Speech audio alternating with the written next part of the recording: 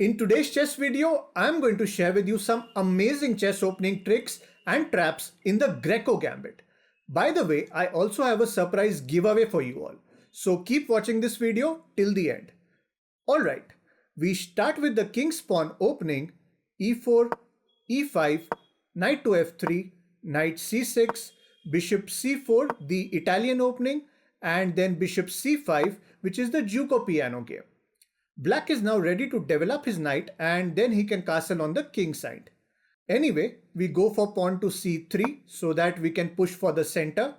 Black plays knight f6 attacking on e4, and now instead of defending it with d3, we will play d4 attacking the bishop.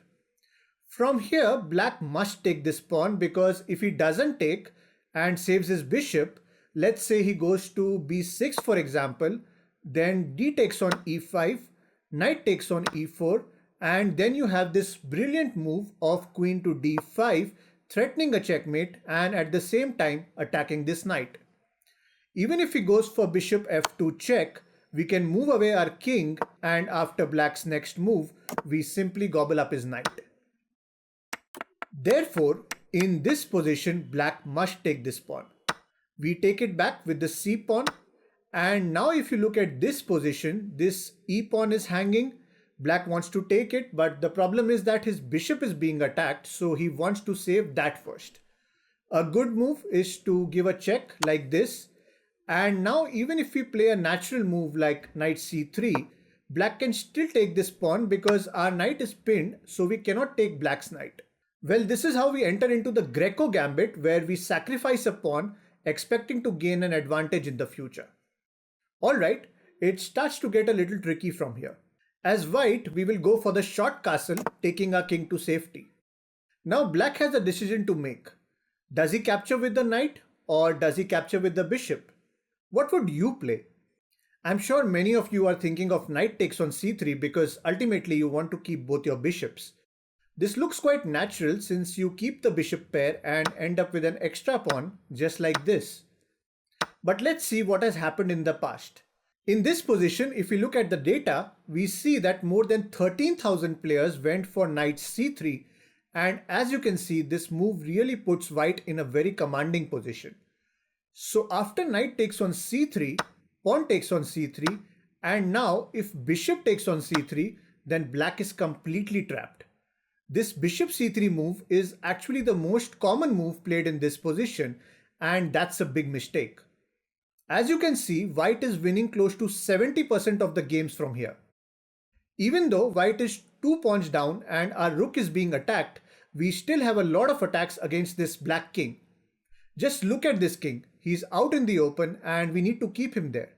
We have a really good move like queen b3 attacking this f pawn. But after d5, Black can somehow manage to defend it and castle on the king side. We don't want that to happen. Therefore, in this position, the absolute best move for white is bishop to a3. The best thing about bishop a3 is that it straight away prevents the black king from castling. Let me show you some common lines and how white can dominate in each of those variations. The most obvious line could be bishop takes rook, then rook e1 check, Black blocks with the knight, then rook takes with check. Black has to sacrifice his queen, otherwise if king f8, then rook f7 check, king g8, and rook d7 is a beautiful checkmate. Even if he goes this way, we can give a check with the queen, and again it's a checkmate. Going back, after bishop a3, even if he does not take the rook straight away and plays pawn to d5, we can simply move away our bishop and still Black's king is stuck in the middle. He won't be able to castle because of this bishop. And even if he takes the rook, you need to get all your pieces into play and attack from all directions. Just maintain the pressure on his king and eventually you will break through. Going back, if he tries to block this dark squared bishop with d6, you can then attack his bishop with your rook, and after a few more attacking moves like these, you will end up grabbing a piece. Look, there could be many other possible moves, but to summarize, from this position, white is always going to have the upper hand because all these active pieces are way more powerful than these black pieces which are going to be mere spectators throughout the game. Alright, so we just saw how white can absolutely destroy black with this gambit. But how should black play this? Well, in this position, black should not capture with the knight. Instead, he should capture with the bishop first. Now the point is that after pawn takes on c3, black is not under any attack.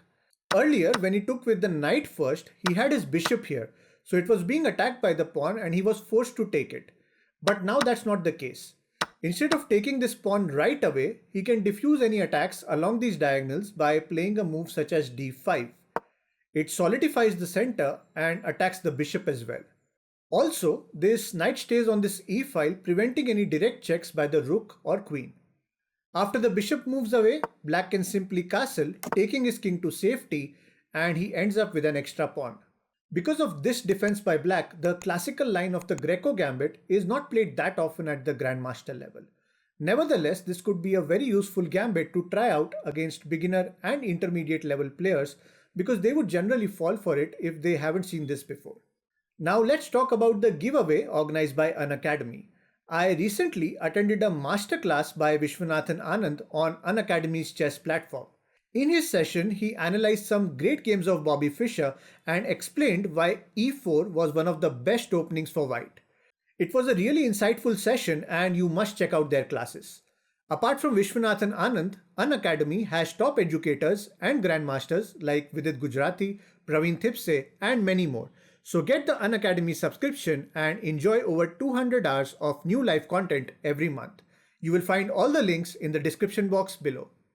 By the way, you can also win Unacademy's chess subscription for free by solving this giveaway puzzle. It is white's turn and you need to find the best move continuation for white.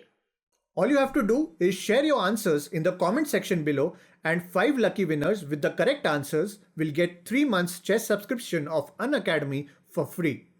If you like this, then you should watch this video as well, in which I have covered some amazing opening tricks and traps in the Fire-Witch Gambit. Well, don't forget to like and subscribe and join our channel to become a member. Thanks for watching and see you in the next one.